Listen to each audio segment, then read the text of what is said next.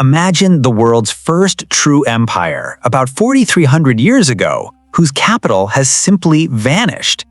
Akkad commanded Mesopotamia, but on the ground it's a ghost. Rivers shifted, silt piled up, and a city big enough to bend history dropped off the map, the greatest city we can't find. Texts praise Sargon and Naram-Sin. Trade lists hum with grain, copper, and tribute. Archaeologists, still no confirmed ruins. Was Akkad swallowed by shifting Tigris channels, erased by a severe Bronze Age drought, or paved beneath modern Baghdad? If we can't locate the beating heart of the first empire, what else are we missing about how empires are built and how they die? Today, we'll test the 3 leading location hypotheses, peel back the curse of Akkad as crisis-era propaganda, and use modern tools, Paleochannel mapping of ancient riverbeds, multispectral imagery, and thermal inertia heat shadows to pull a city out of dust and data. By the end, you'll see why the map stays blank and what's quietly filling it anyway. Welcome to Armchair Archaeology, where we turn ruins into stories and data into maps, chasing the human fingerprints under the silt, bureaucracy, belief, and big choices made with muddy boots and clay tablets. Stay to the end for the twist, the surprising ancient city list that kept Akkad's name alive for 4,000 years, long after its walls disappeared. Open a tablet archive from the late 3rd millennium BCE, and Akkad, Agade, seems to be everywhere. Governors address the court, caravans tally timber, copper, and tribute. Royal victories travel as official letters and carved steels. The bureaucracy feels close enough to touch. Then the ground goes quiet. No confirmed city wall to pace, no palace threshold to measure, no mound we can name with confidence. A capital that fills the written record more densely than many cities we've excavated thoroughly refuses to show its face in the soil. The search area is not vague poetry on a map. References cluster Akkad in the northern Babylonian alluvium, river-laid soils, near Kish and later Babylon, with the Tigris and its canals for arteries. That should be enough to put a pin in the board. Yet floodplains are professional erasers. Rivers climb their levees, jump their beds, and lay down new skin. Mud brick, fired by sun, not kiln, returns to its source as loam. Centuries of dust soften everything into a gentle, false horizon. A city designed around offices, storage courts, and caves leaves traces that look less like a citadel and more like a smudge. So the investigation shifts. Instead of hunting a postcard skyline, we look for fingerprints. The spatial logic of standard weights and sealing stations, redistribution depots large enough to feed an army, and canal alignments that make administrative sense. We overlay textual routes on mapped paleochannels, watch where later capitals cluster as if drawn by an older gravity, and keep 3 neighborhoods in play.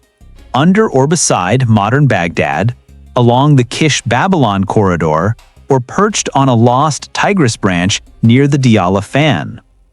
What reads as absence is interference, river history, time, and later construction talking over the signal. Change the angle, change the light, and a faint grid begins to show. If following traces like this, where the tablets won't shut up, but the soil stays quiet, speaks to you, you'll probably feel at home here.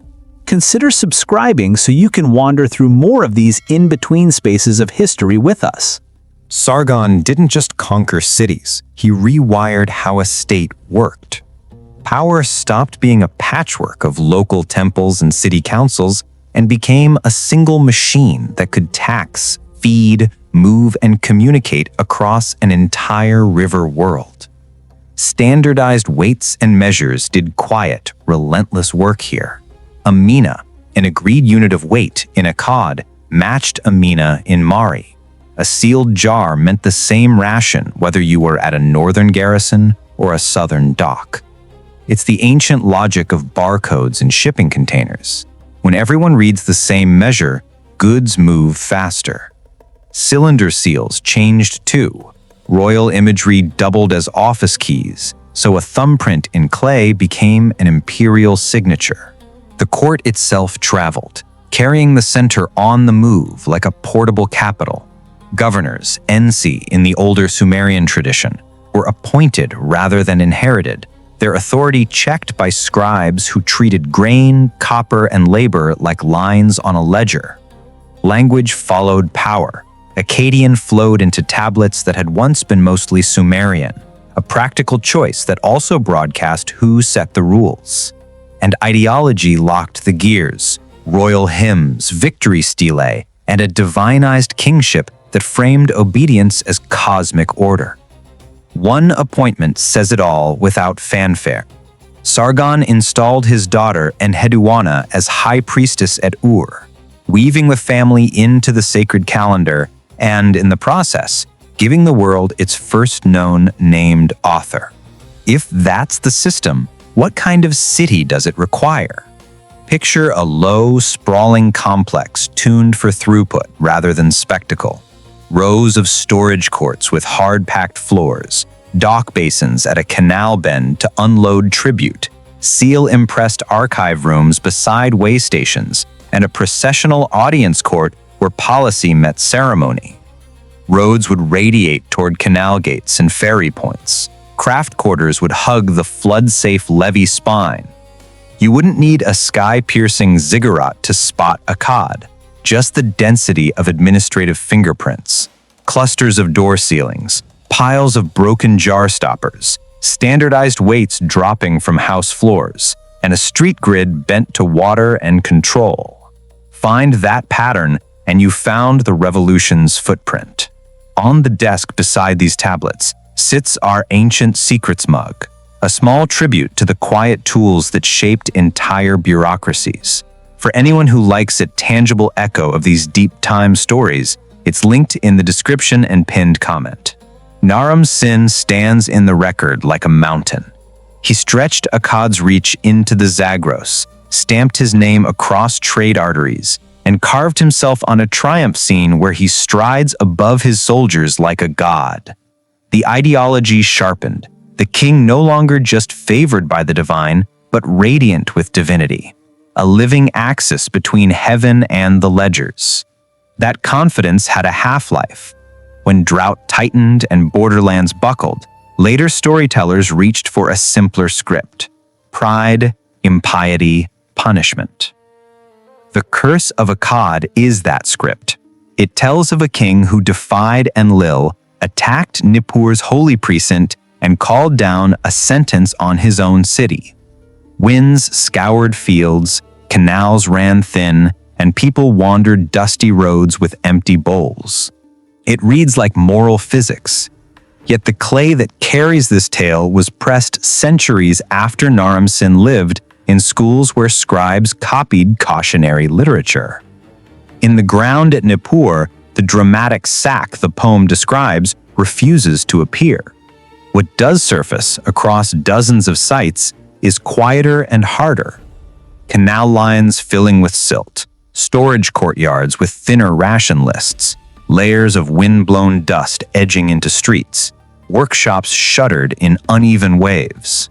The Gutians enter here, mountain groups turned into a shorthand for chaos. Some raids happened. Equally real is a political landscape suddenly harder to govern. Shorter growing seasons make tax grain late.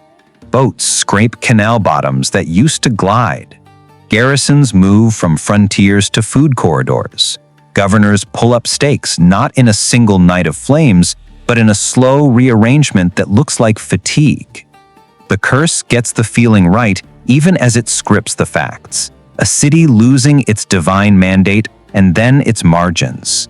Simple blame outlives complex droughts, then as now, because it makes crisis easier to tell.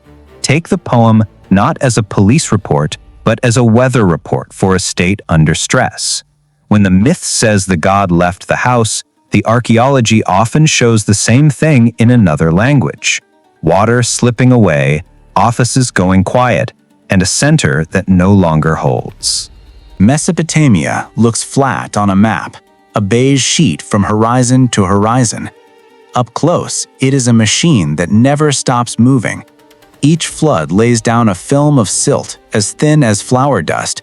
Year after year, that skin thickens. The riverbed rises, the current grows restless, and one season, a high flood bites through the natural levee and rushes out across the plain. A new channel lights up, an old one goes dark. The process has a clinical name, avulsion, a channel jump. On the ground, it feels like betrayal. Quays that once met boats now stare at dry clay. Canals lose their pull. It's like a highway bypass that leaves a main street empty. Mud brick, born from the same alluvium, slumps back into it. A city fades without a single dramatic fire layer. This is riverbed buildup and slow sinking working in duet. The river builds its floor higher with every load of silt, while the saturated plain settles under its own weight. Add wind that lifts powder-fine dust and drapes it over everything, and the landscape begins to lie. A capital can sit under 2 or 3 meters of clean aluminum, with only a barely perceptible rise to mark centuries of offices and storerooms. The miracle is not that Akkad is missing. The miracle is that anything survives at all. So how do you see through this moving skin? Start with levee ridges, those long, subtle spines that trace former channels. They curve like old ribs across satellite imagery and drone-based microtopography. Look for Paleochannel arcs, ghost rivers etched as darker or lighter bands after rain. Thermal surveys on hot afternoons reveal slow cooling over buried mud brick, the faint thermal inertia heat shadows of rooms and walls. Where ancient kilns baked bricks or potters fired jars, soil chemistry can leave halos that ring former workyards. Magnetometry pulls up the grid of storage courts and lanes, lines so regular they read as policy more than architecture. Akkad would have anchored itself to water, then water walked away. The alluvium did not destroy the city so much as tuck it in. To find a capital on a floodplain, you read the river's diary backward, page by page, until a pattern of human intention reappears.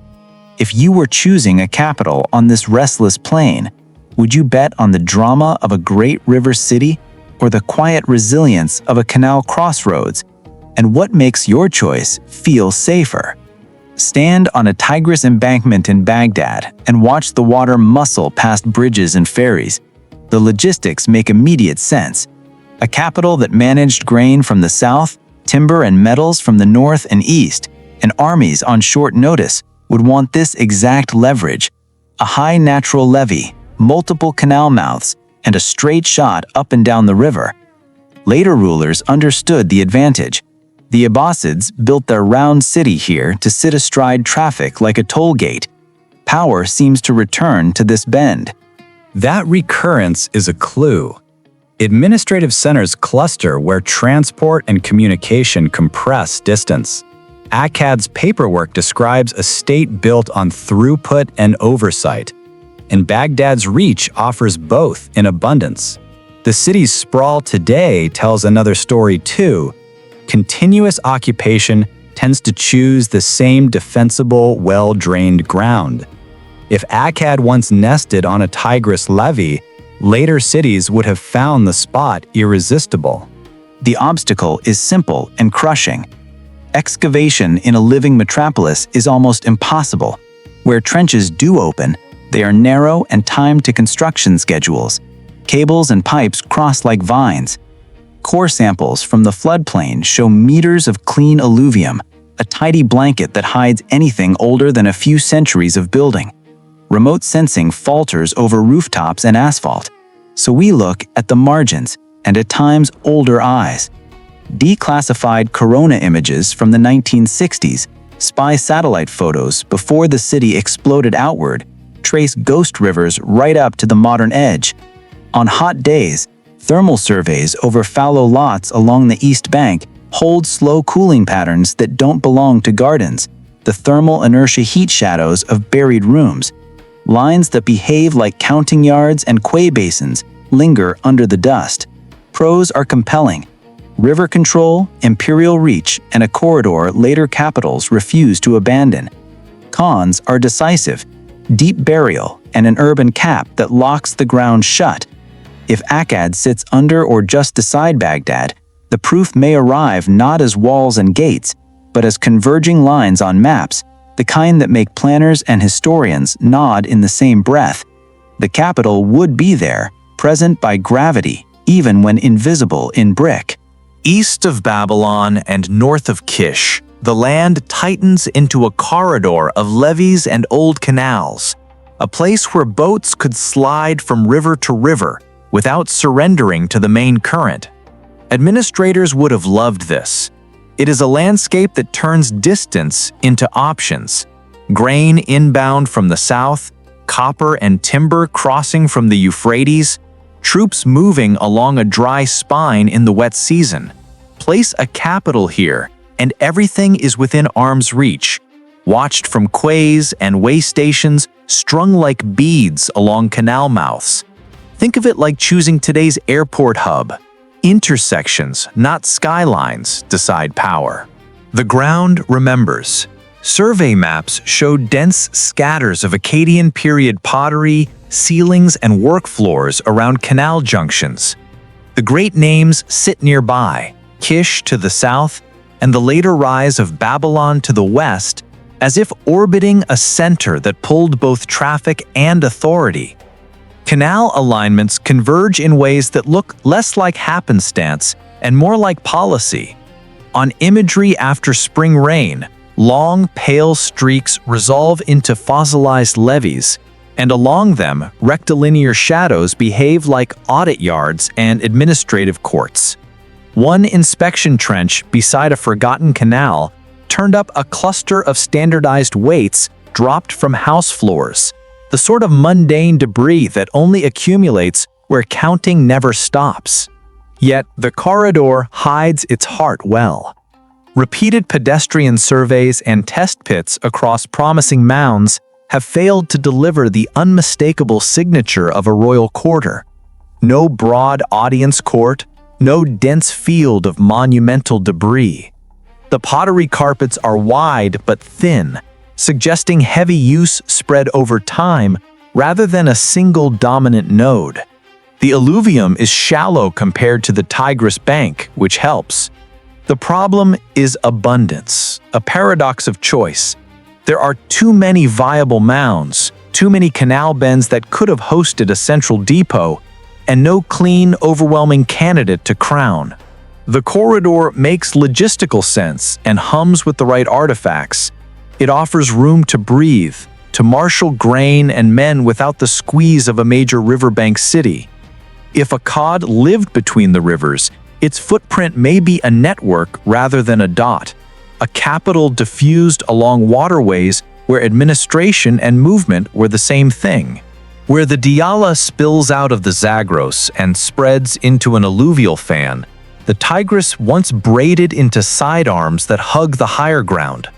A capital placed on one of those levee spines would command two worlds at once: river highways to the south and west, mountain corridors to the east. Campaigns into the highlands, copper from Iran, timber from the foothills, everything could flow past a single audit point without battling the main river's moods. The site logic is elegant. Set your docks on a stable bend, back your magazines against the levee crest, and ride the trade coming and going. Old images bear hints of that geometry. On declassified 1960s spy-sat photos, ghost channels arc across the plain like faded ink, some curving toward the Diyala fan before vanishing under fields. After spring rains, multispectral scenes show long, cool bands that track buried levees, and along them, thermal surveys on hot afternoons mark slow cooling blocks near those bands. The thermal inertia, heat shadows of rooms and quays, shapes that behave like counting yards and basin fronts rather than farms. Clay from tablets found far downstream sometimes carries microscopic inclusions that match Diyala sources. Quiet line of evidence that administrative writing traveled from this very mix of silt and grit. It feels trivial until the map lights up around it. The price of that advantage is risk. Fans shift. The Tigris likes to climb its levees and then step aside, leaving stranded harbors and dead canals. A city fixed to a sidearm can wake up inland a generation later, its docks meeting dry ground and its bureaucracy forced into costly improvisations. Deep burial is less severe here than under Baghdad, which helps. Yet later cultivation and repeated use have planed many mounds into low swells that read as nothing on the horizon. Still, the Diyala zone is a strong contender. The hydrology fits an empire facing east, the transport math is clean, and the remote sensing layers whisper of rectilinear order pinned to old water. If Akkad once perched here, it did so to face the mountains and keep a hand on the river, a twin grip that made sense until the water let go. By this point, we're juggling three serious candidates: Baghdad's levee, the Kish Babylon corridor, and the Diyala fan. But all of them are sitting in front of the same slow-moving threat. Across the Near East, the weather turned against cities. Summers stretched longer, rains thinned, and the wind arrived with a rasp, carrying dust that settled in courtyards and drifted against doorways. Canals that once pulled water with a lazy certainty began to sulk. Boatmen learned to read shallows by the color of the mud. Harvests slid off schedule. An empire calibrated to predictable flows found its dials slipping. The change is not only a story told by later scribes. In lakebeds and Gulf seafloor cores, a spike in dust lines up with this period, around 2200 BCE. Cave deposits from the Zagros record thinner dripstone layers, the signature of a drier regime. On the ground, towns retreat from the fringe to safer ground.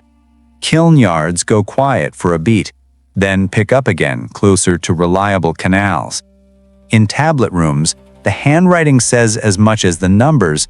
Ration lists tighten, labor days stretch, and references to emergency grain shipments creep into otherwise routine accounts. An administrator measuring out barley by the handful is telling you more about climate than any poet. Pressure moves inward.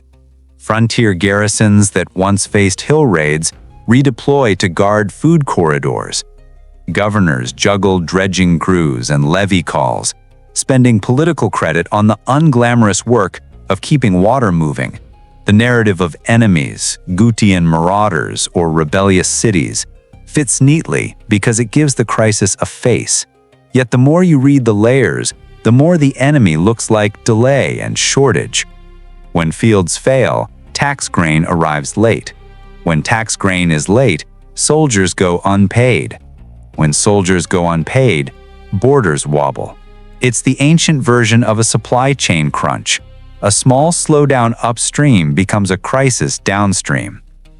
Collapse here is not a single fall, more a long exhale. Workshops shutter, reopen smaller, then close for good. Shrines lose their offerings, then their caretakers. The poem later calls it a curse. The archaeology describes a bureaucracy slowly losing traction on a drying plain, improvising until the machine stalls. In that quiet failure, you can feel the climate inside the paperwork. To hunt a buried capital on a floodplain, you don't start with a trowel. You start by changing the light. Multispectral satellites read wavelengths our eyes ignore, turning old river courses into ghostly arcs that darken after rain. Those arcs are Paleochannels, the former levees where a city would have tied its docks and magazines. Synthetic aperture radar that sees surface texture, adds another layer. It peers through seasonal haze and thin soils, sketching long, straight textures that rarely occur in nature and often belong to streets. Heat becomes a guide as well. Mud brick holds warmth a little longer than clean silt, which means late afternoon thermal images linger over buried rooms and courtyards like embers under ash. On days when fields look empty, the ground itself draws a floor plan. Then the view zooms down. Drones fly micro-topography, reading ripples of elevation measured in centimeters. A levee spine that felt flat underfoot turns into a gentle terrace with just enough height for flood-safe storage yards and an audience court. The magnet finds what the eye cannot. Gradiometers sweep fields and return tidy bands of anomalies, the signature of walls, drains, and rows of storage bins where ceiling clay once piled up. Walk those lines and the surface sherds change character. More jar rims, more jar stoppers, more bits from the work of counting and pouring. Put together, it's basically X-ray vision and heat vision for ancient landscapes. Paper joins the chase. Tablets carry the fingerprint of their clay. Petrography and isotopes work can place the source of that clay on a particular stretch of river, sometimes tighter than a day's walk. One archive nudges east, another leans north, and the overlap begins to look like an address rather than a region. Put the layers together and the blank map acquires weight. Not an X, not yet, but a steady convergence. Channels, thermal inertia, heat shadows, ruler-straight traces beneath the plow layer, and texts that point to home without saying the name. If Akkad is missing in brick, we can still outline its bones. Start with water. A capital tuned for throughput would sit on a stable canal band with quays stepping down to the current and a levee spine just high enough to keep the magazines dry. The palace would front an audience court large enough for processions and ration lines, its long walls sharing a block with archive rooms and way stations, so orders could pass from ceremony to storage without crossing half the city.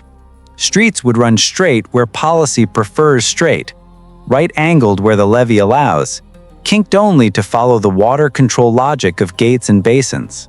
A temple terrace anchors one corner, dedicated not to a provincial god, but to power itself.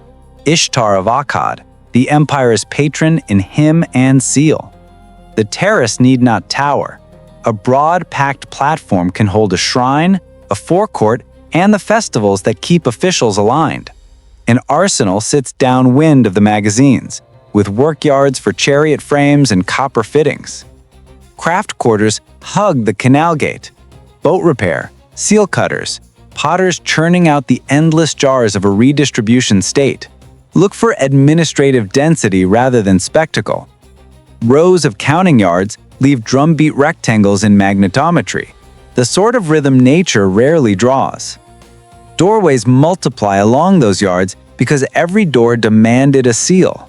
In surface collections, the fragment mix shifts. More jar stoppers, more standardized weights, more tablets snapped where string once bit into clay. Even the refuse changes tone.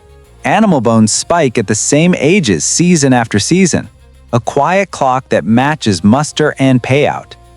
Lay that pattern over Paleochannel arcs in each hypothesis zone, and the matches are telling. The blueprint is not a fantasy, it is a probability grid. Whether the trowel ever touches palace brick, the plan can still emerge. Rooms of intention mapped in thermal inertia heat shadows and magnetism. A capital assembled from the way an empire had to work. Spread the layers on the table and a pattern emerges. Where the Tigris once braided and the canal stitched levee to levee, administrative geometry lingers. Ruler-straight traces beneath the plow layer. Late afternoon thermal inertia heat shadows. Tablet clays that point to the same stretch of river again and again. The paperwork sang the city into existence. The alluvium hushed it. Between deep burial, restless water, and modern overbuild, Akkad may never rise as walls and gates you can film at sunset. That is not failure. It is an honest verdict from a floodplain that recycles its own history. Evidence doesn't always draw an X. sometimes it leans, and the lean can be decisive. Baghdad's reach has the gravity of later capitals and the leverage of a major riverbank. The Kish-Babylon corridor hums with logistics and thin, wide carpets of use. The Diyala fan offers the clearest hydrological elegance for a state facing east. Each zone can host the same blueprint: a palace welded to archives and wayrooms, magazines stepping bound to keys, a temple terrace for the empire's house of power. The ghost city is legible, even if the bricks remain out of reach. That was the promise at the start. Why the map looks blank and what quietly fills it anyway. The surprise waiting at the end belongs to a different kind of map, one copied by generations of scribes far from the levees. In the ancient city list of Genesis, a brief roll call of powers includes a name tucked beside Babel and Erech, Akkad. Long after the river walked away and the dust folded over offices and courts, the memory of the capital traveled on an index of places. The Bible's list did what the floodplain would not. It kept the name alive. So the verdict stands. Akkad stones may never surface. Its outline does. Read the channels, read the heat, read the clay, and the capital steps back onto the map. If this shifted how you imagine the First Empire, share which candidate for Akkad speaks to you most and which line of evidence changed the picture. And if today's search sparked more questions than answers, the next step is the Middle East map is a lie, and then the Ancient Middle East playlist, both on screen and linked below, tracing other places where history survives mostly in shadows and fragments. Until next time, keep questioning, stay curious, and remember, the map isn't blank, it's layered.